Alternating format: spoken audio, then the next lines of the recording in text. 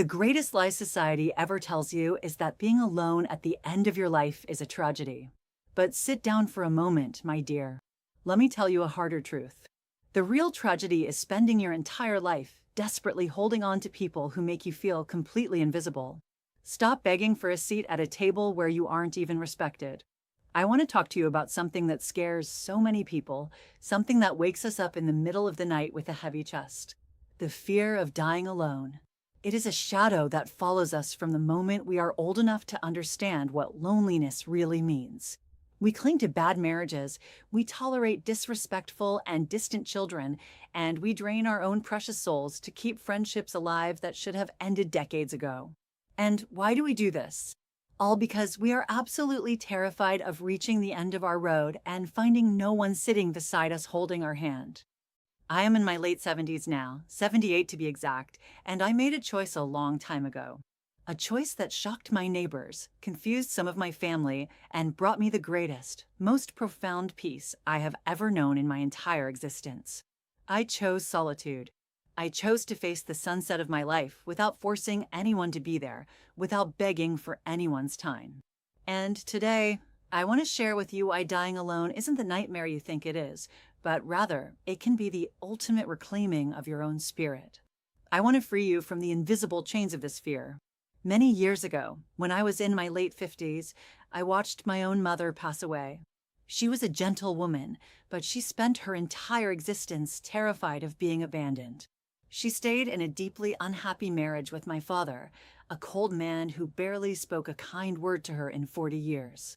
She bent over backwards to please neighbors who only gossiped about her behind her back.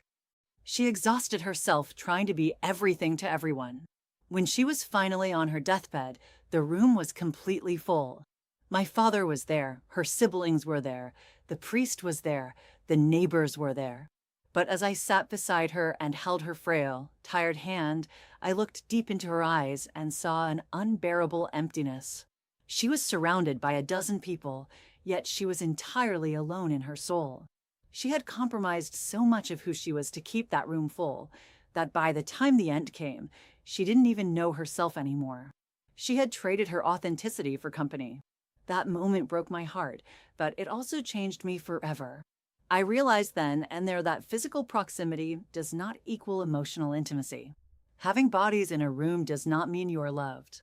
Fast forward to my early 70s. I found myself widowed, and the silence of my home was deafening. Society, my friends, even the television told me I needed to quickly fill that void. Move in with your children, they said. Join a senior living community so you won't be by yourself, they urged.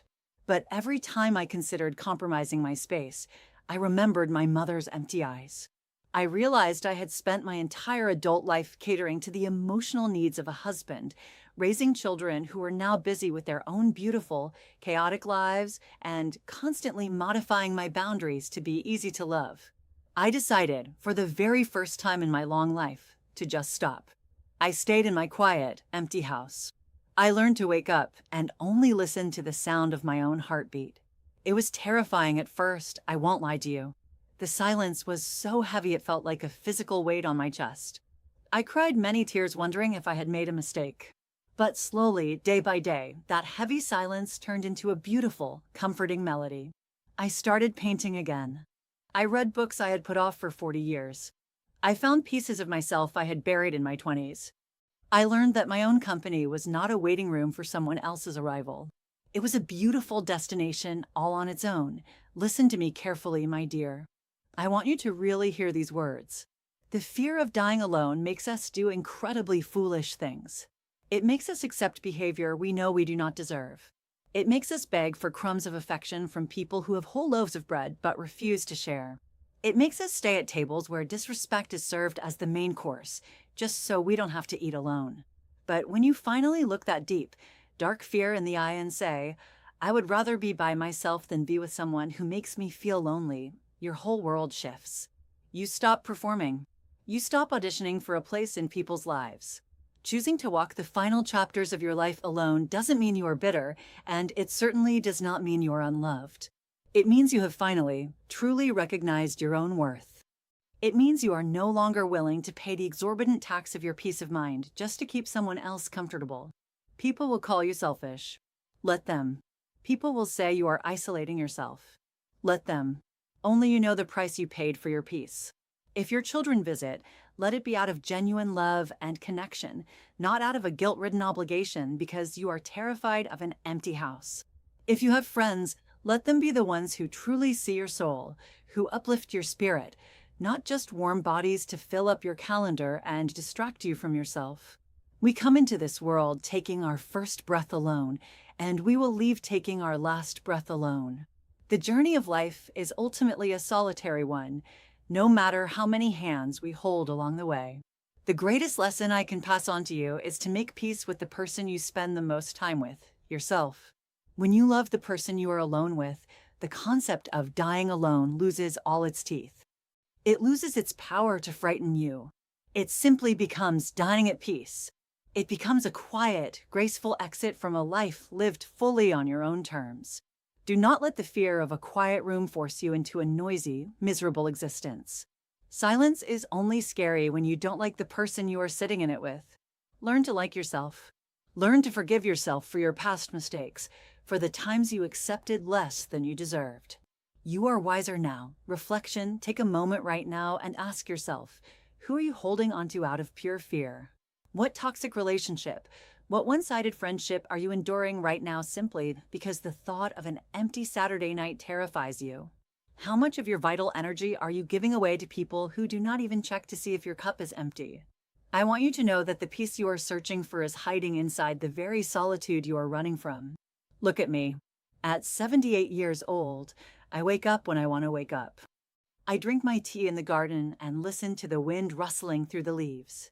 I speak to God, I watch the birds, and I feel a profound, overwhelming gratitude that brings tears of joy to my eyes. I am not waiting for a phone call to validate my existence. I am not anxious about whether I am loved enough or remembered enough. I am whole, completely, wonderfully whole. And if my time comes tomorrow or next week or in 10 years, and there is no one in the room but me and the quiet grace of the universe, I will leave this earth with a smile on my face. Because I know I did not abandon myself at the end.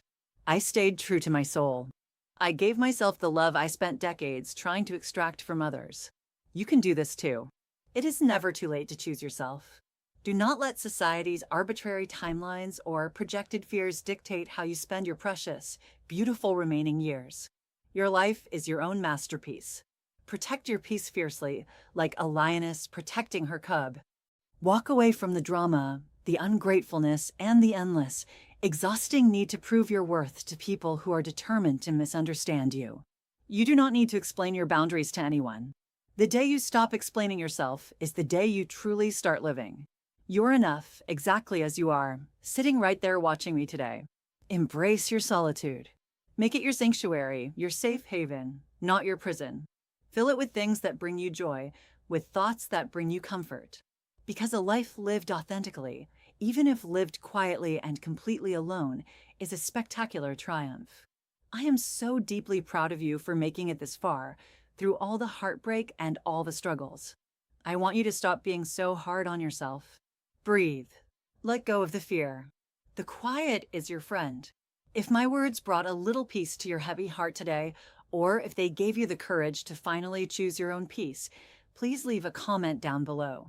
Tell me where you are on your beautiful journey, and let us support one another in the quiet strength of our solitude. I read every single one of your words. Don't forget to gently press the like button and subscribe to the channel if you want to sit down and have tea with me again. We have so much more to talk about. Until next time, my dear, take wonderful care of yourself. Remember to always love the silence, and remember that you are deeply cherished. Goodbye for now.